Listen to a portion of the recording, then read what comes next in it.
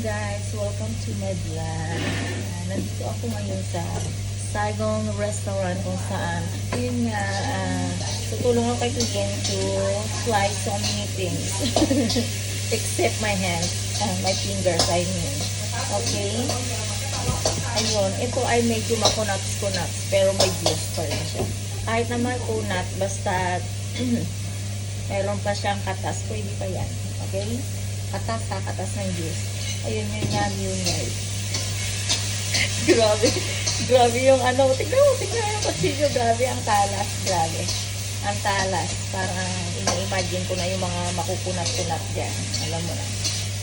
Talking about makunat, tignan mo, Diyos ko po nababagal ang aking work. Ayun guys, grabe buntis ako, ayun o. Alam mo ilang buwan to?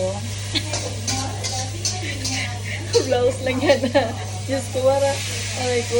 Sa totoo lang, yung blouse ko parang, mag-side view ako. Hindi ako buntis, ha. Nahiga naman ako. Ayun nga siya. Saglit lang. Mag-vlog lang ako. Grabe pagkaharap. Grabe para akong buntis.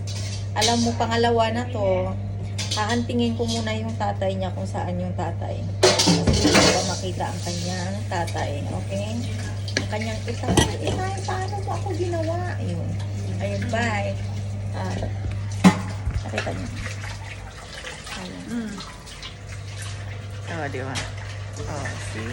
Ayun, ang ganda ng taga-Vietnam, no? Kasing ganda ko. Tingnan mo. Tingnan mo si Tuyen. Ayun, guys. Nandito kay Tuyen. Wala lang. Kalukuhan ko. O siya, busy ako. Mamaya na. Okay, mamaya na.